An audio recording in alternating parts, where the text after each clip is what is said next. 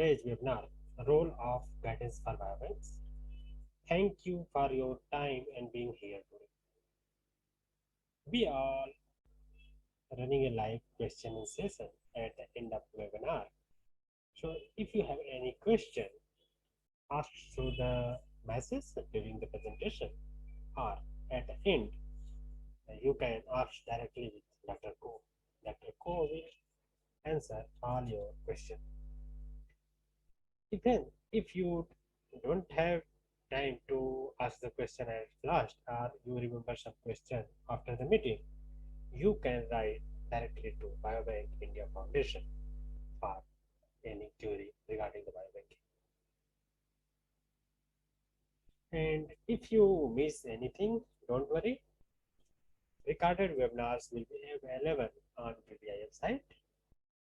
To see webinar videos, just you have to become a member of BBIF. Dr. Ko Furata is an MD PhD and is the director of Urasu Wakyun Clinic, Japan. He is a surgeon and has worked in Johns Hopkins University, USA, and National Cancer Center Hospital in Tokyo. He has more than 20 years experience in biobanking and established a biobank in National Cancer Hospital. He is also expert director in large of IPR region, and during his leadership, there are biobank is growth is increased in IPR region.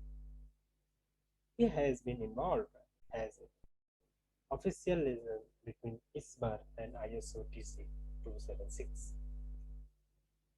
That is biobanking, and chairing the ISBAR ISO TC 276 task force. Currently, he is working as a national expert of ISO TC 212, that is a clinic laboratory, and ISO TC 215 as C1, that is genomic informatics. Besides this, Dr. Ko is a member of CNPU, that is the Committee on Nomenclature for Properties and Units of International Clinic Federation of Clinical Chemistry and Laboratory Medicine. And further, he involved in an official ICD-11 translation project in Japan. Now, I request Dr. Ko to give his presentation on with the topic of the role of guidance of biobanks. All of us. Okay. And I just lost where I am. Oh, where am I? And there are, yeah, this was still is a huge disaster to all of us. But if we take a look at human history, there are more serious disasters, and we have overcome these. Black Death, smallpox, Spanish flu, this one. Spanish flu, and even HIV are more serious disasters to humans. We are easy to focus on things in front of us. We need to understand the big picture. This is the COVID-19, very not so huge disaster to us. Okay, then last April, ISBA did a COVID-19 related survey. In this survey, many inputs were returned, and among them, crisis management and LC related issues and personal related issues were impressed me. Okay. And as initial stage is almost similar as all the countries, but I'm really impressed with the second stage biobank response. One is from Australia, one is from India, actually Virendra, and participate to the education and training are standard. Education, training, and standards. One is participate to try to participate the CIDANET for education purpose. Then the direction is going to the ISO accreditation standard. Okay.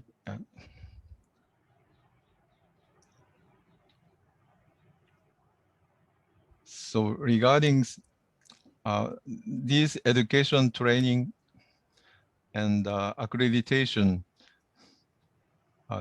direction are easy to shift it to standardization and harmonization. In other words, biobanks realize the importance of standardization and harmonization.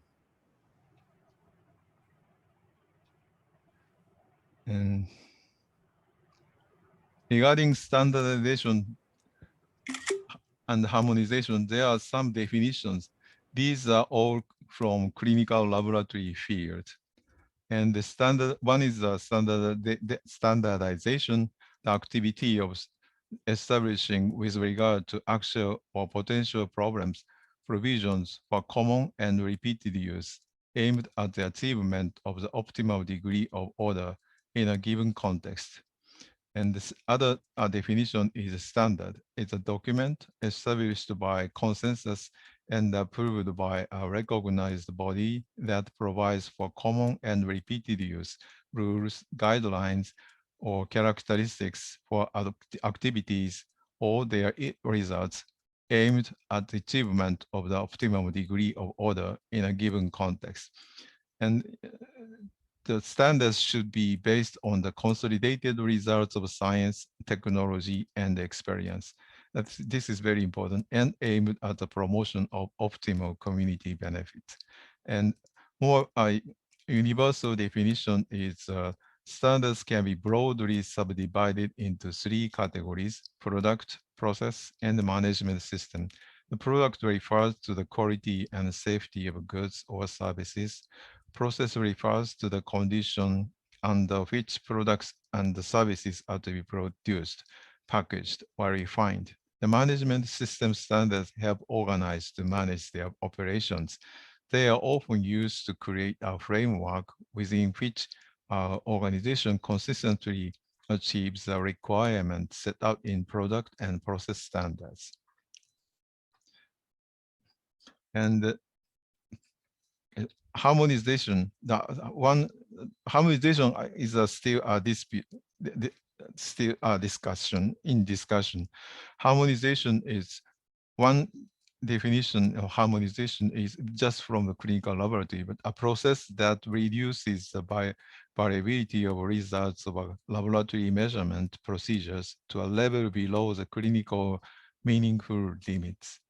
And if apply this definition to the clinical biobanking field, that's my modification is a process that reduces the variability of XXX to a level below the YYY. And the X and Y, I'm not quite sure. So each person, each biobanker can define, pick up these X and Y. It's a still control. My understanding is this harmonization is very tentative, and biobankers needs to define each individual definitions, I think. And okay, and so my this in this presentation, I use guidance including standards and guidelines and the best practices. And in real life, these guidance, various guidance, there are various guidance in the real world. And one is the best practice post edition. And one is ISO 20387, biotechnology biobanking, general requirements for biobanking. And one other one is just I choose this. IARC, actually WHO's the common minimum technical standards and the protocols for biobanks dedicated to cancer research, IARC technical publication. All except ISO document, these IARC SOP and ISBA best practice fourth edition can be downloaded freely at the website, individual website. And okay, this is actual the cover paper of these three guidances. The ISBA best practice is like this, and ISO 20387 is this very simple, and IAC is very colorful the SOPs. And next, I'd like to explain a little bit about ISBA Best Practice fourth edition. And ISBA Best Practice fourth edition has 13 sections and covered all over the biobanking field. And especially these highlighted green parts are mostly prepared by the vendors, industry people. And so this part is very challenging, very interesting chapters, sections.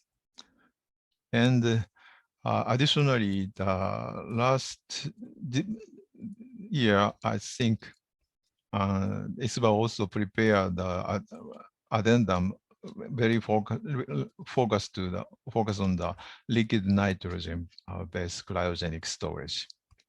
This is also very good for especially liquid nitrogen descriptions.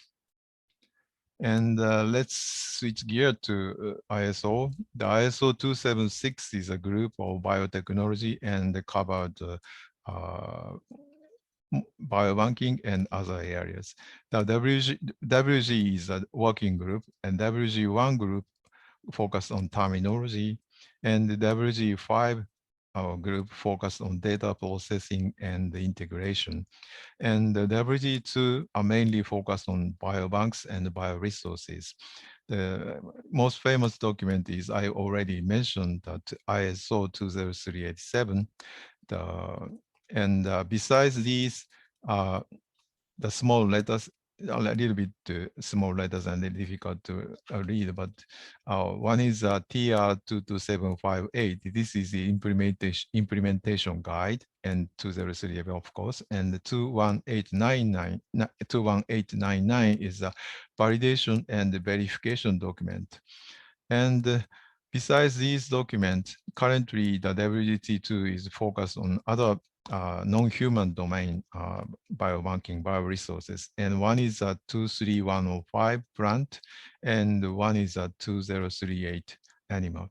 These are two plant and animal document are not published yet, but very close to for the publication. Maybe so end of this year or early part of next year, these plant and animal document will be released. But people has to pay some amount of money to acquire these two documents. This is the ISO system regulations. And other TC276 activity is just last month. We spent 2 weeks discussions, and every three hours, each 3 hours every night. So very exhausted, but we achieved one is mesenchymal stromal cells, the mesenchymal stromal cells from umbilical cord, and the mesenchymal stromal cells from bone marrow and microorganism and mammalian cell lines and pluripotent stem cells. These kind of mainly are focused on cell-derived bioresource document will be prepared, and mostly close, all of the documents are close to the end. So yes, most close to the end, and momentarily these documents also will be prepared for publication. And other one is, so ISO 20387 has 8 chapters, and these green parts, ISO focus on these green parts. So impartiality and confidentiality and traceability of biological material and associated data, and validation verification method and non-conforming output and complaints. These are issues that ISO focus very much. Hmm? Oh. And other TCs related to biobanking is a clinical laboratory testing and in vitro diagnostic test system. This is the TC for clinical laboratory. And this group also has various working groups, and WG1 mainly focused on clinical laboratory quality and competence in the medical laboratory. And 15189 is a very famous document, and maybe many, not maybe, but many uh, clinical laboratories in India participated, acquire this accreditation. Medical laboratories requirements for quality and competence. And the other document is important document is 22367 367 is the risk management, and 15190 is safety. And these documents are prepared for mainly for clinical laboratory, but the content is related to the biobanking. So biobanking people need to take a look at this document too. I think this is very helpful. And other side is other group is WG4. This is a group for microbiology and molecular diagnostics. And this group is focused on materials and pre-analytical issues. And they handle the FFP tissues and urine, venous blood serum, and the plasma, and frozen tissues, saliva, and microbial pathogens and infectious agents. These documents are also very interesting, very helpful for biobankers too, I think.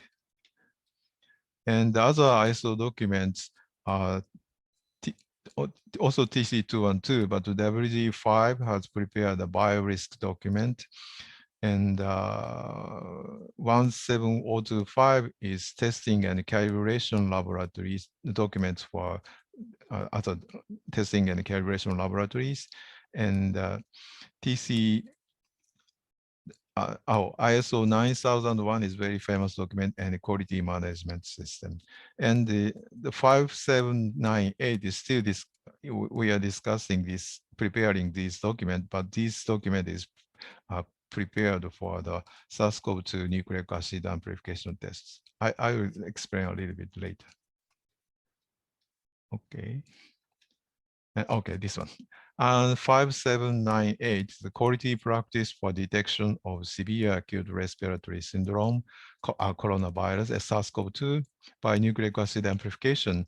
And initially, this particular document was proposed by China last year, almost similar June or July.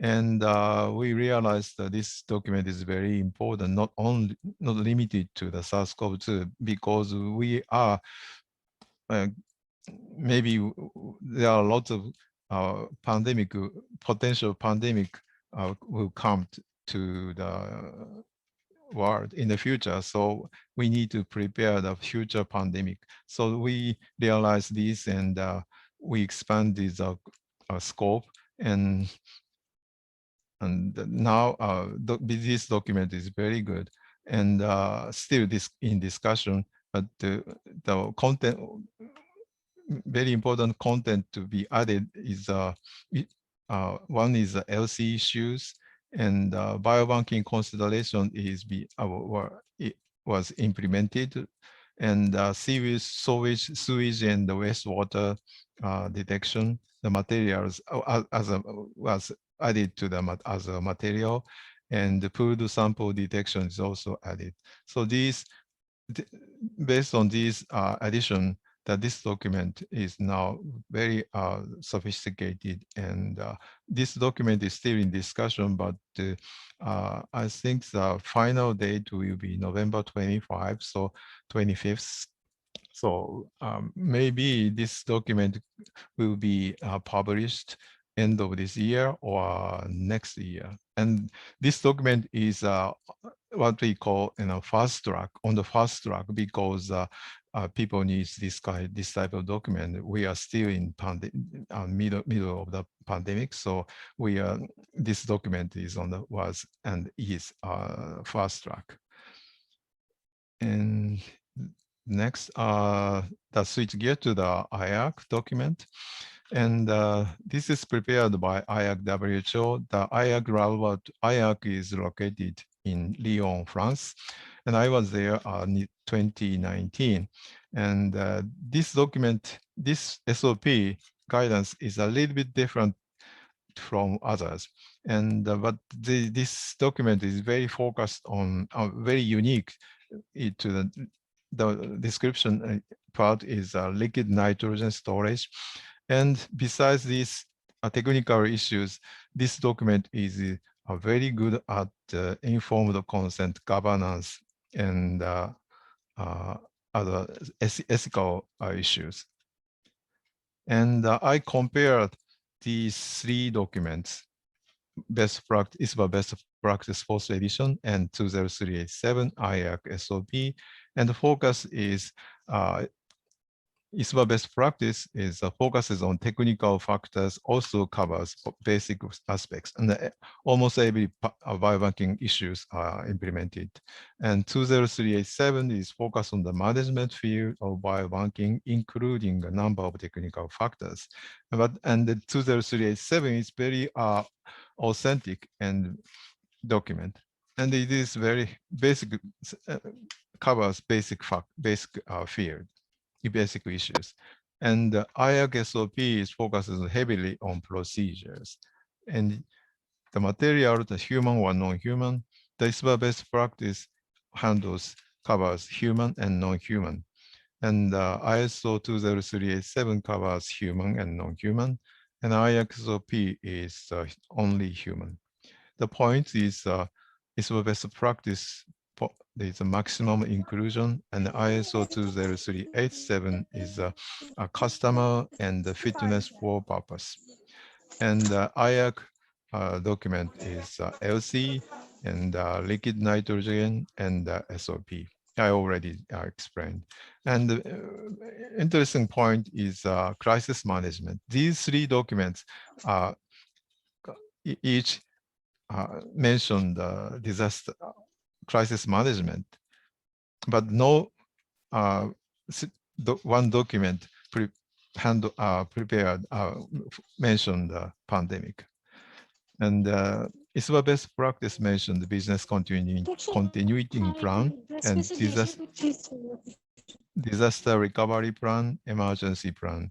And ISO 20387 is a disaster plan, emergency plan, and a contingency plan.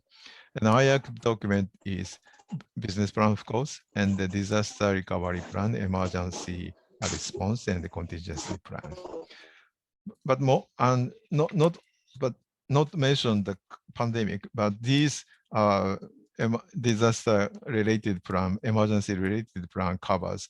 I think the pandemic, we can deal with the pandemic. And okay. And I explain a little bit about the ISBA. The ISBA provides various tools, and I already mentioned the best practice. This is really good, and if you have a chance, you get into the ISBA site, and you can download this best practice freely. And the QBRS is another tool, and this is for a certificate for the laboratory workers, mainly biobanking frontline. And next one is other one is PT, or proficiency testing program, and the other one is BAT, biobank assessment 2 program. And this is previously we called self-assessment tool SAT. And SPREC is handling material sample handling coding system. And IRL is the International Repository Locator. And this is prepared. This is good because last year, just the end of the last year, BBMRI, the European Biobank Network, and ISBA uh, agreed to share this laboratory locators. So now not only industry but also academia people can access, especially COVID-19 sample information by this international repository locator. And this last one is the internal audit to IIT. This is still in preparation, but very soon, coming soon. And you can take a look at these tools at the ISBA website. And most tools are free to the members. And yes, free to the members, yes. And the next one is a little bit different topic. And this is membership. And in 2019, the US and the Europe and the Indo-Pacific Rim and China has these kind of members, and especially in IPR members is 96. But 2020, the IPR members is a little bit increased, 103. So this is really good thing. And member distribution by country in IPR. And 2018, total 77, and of course Australia is the most most of the members in Australia, and South Korea and India only 4, Japan 12. But 2019, the India increased to 10, and 2020 India increased 13, and February this year, the India's members in India increased 16. So this means biobankers in India realize the importance of ISBA, and really it's a good move, good shift, good trend. And we are very happy to know this, to learn this result. And IPR, this is my team, IPR team, and these are RAs, the regional ambassador, and you know the Virendra is a very active member, RAs, and he did a very good job, and he awarded one special awards from the ISBA in this May, ISBA annual meeting. And Hambu is Vietnamese RA, and she is also very good. And Jaja Fachro from Indonesia, and Wayne Ng, working at Victorian Cancer Biobank in Melbourne, Australia. And Tatsuaki Tsuriyama is a professor at the Kyoto University, and he's very good at, he's a pathologist, but he's very dedicated to this activity in ISBA, and myself. And the IPR team is focusing on these 3 points. One is a cooperation and collaboration, embracement of diversity, and education training. And a different topics which get to the still another different topic. And I mentioned I was in IAC WHO, and I found this document, and I engaged in ICD-11, the International Statistical Classification of Disease and Related Health Programs coding, ICD-11. ICD-11 is already published and a very recent coding system. And WHO is based on the world, and especially limit country. So they need to distribute this information to the world. And they prepare this lexic, word by word, the translation comparison table. And maybe this is very small Arabian and the Chinese and the Japanese and English or Spanish, or maybe I don't know, but this type of lexic is very helpful for translation. So, and we realized this, and my IPL team realized this and prepared this type of lexic translation kit by using uh, guidance. It's about best practice and to the ISO 20387. And this left-hand side part is the English, and red is about best practice, and black is ISO 20387, and blue one is both, from both document. And India Hindu translation, Birendra prepared this. And this part, middle part is the Indonesian language, and this one is Vietnamese, and the right-hand side is Japanese. So I think 107 words are prepared in this lexic, and we already summarize these our efforts in one manuscript, and we already submitted this paper to the journal, Bio Journal.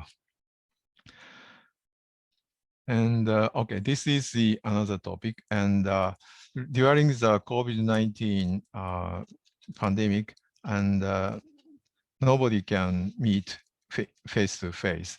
So we use the Zoom meeting, our internet online meeting, and we realized that communication is very important. So ISO team, mainly ISO 20387 author group, and ISBA group is merged. And these are the ISBA ISO group. And one thing I need to mention is Claire Local, that she is very she is a very good person for was a good person in preparing the 20387, and now she realized the importance of ISPA, and she joined ISPA, and now she was elected as the president-elect. So she will be 2022 president, ISPA president, and other European guys and American, US, and this is the ISO people, but this currently joined, or not officially, but in private, but he joined our meeting, and he's from Brazil. And Sergey is from Russia, and he is a member of ISBA, not ISO member, but he joined this group. And we prepared a workshop program in this May, and this was very good. And okay, I skip this. So conclusions, and diverse parties are providing various guidance in biobanking fields. The seeking high-quality biospecimen and data cannot be achieved by only following one single pathway.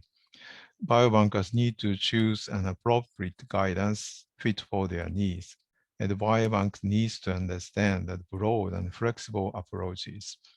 The biobankers may count on ISBA as a trustworthy partner. This last message is very important to me. Okay. Okay, thank you very much. Thank you for your attention. Virendra? Yes, thank you, Dr. Ko. And now I will ask with the audience if you have any question regarding this webinar, then please ask with Dr. Ko.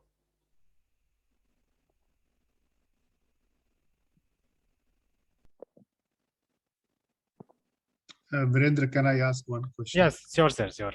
Thank you, thank you. Thank you, Dr. Ko, for your wonderful presentation.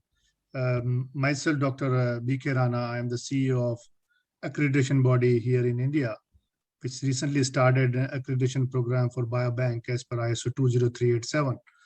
And I'm really glad that you touched upon several points of 20387 and the guidance. I'm just wondering, in your experience, that how people can be, brought into the fold of quality management system, as you mentioned in one of your slide, ISBR principles also QMS. So what is your experience that how we can bring more and more biobanks into the fold of quality management practices for the better outcomes? Thank you. Yes, thank you for your question.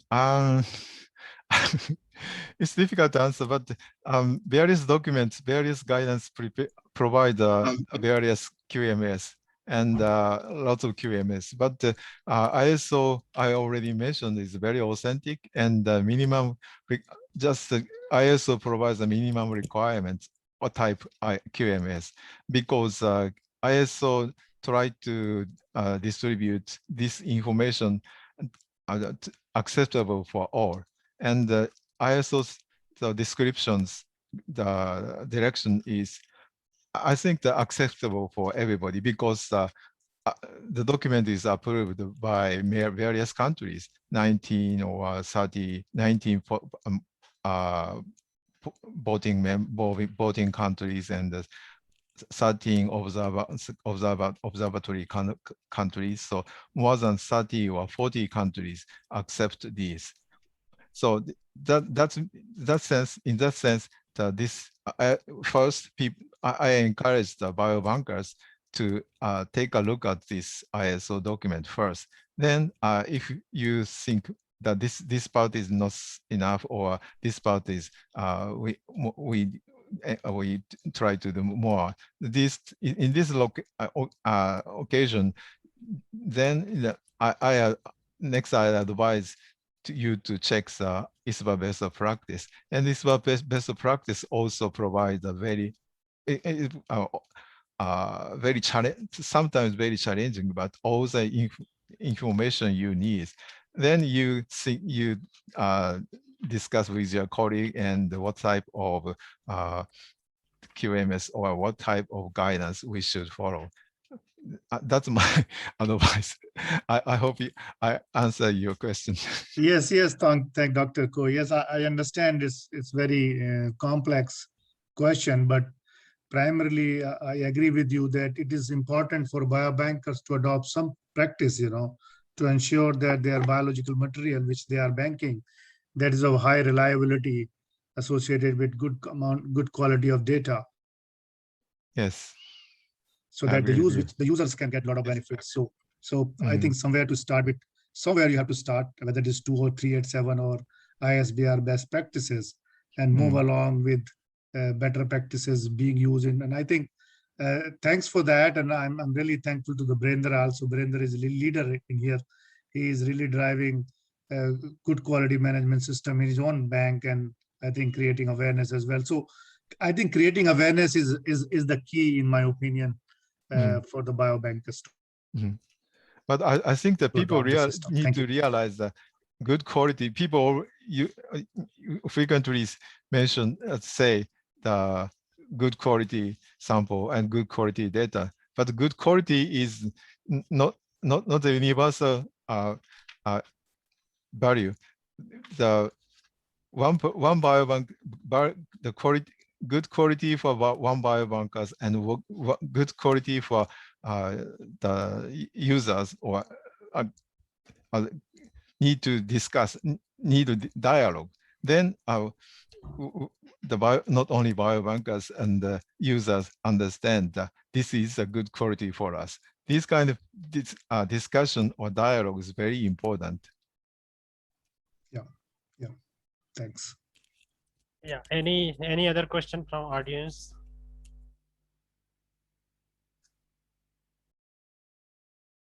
Yeah.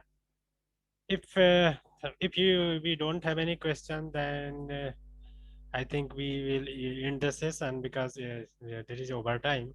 And if you have any question, then please write me or the BioBank India Foundation, or so we will ask with Dr. Ko to answer, or from BioBank India Foundation we can ask. We will try to resolve the question in the biobanking.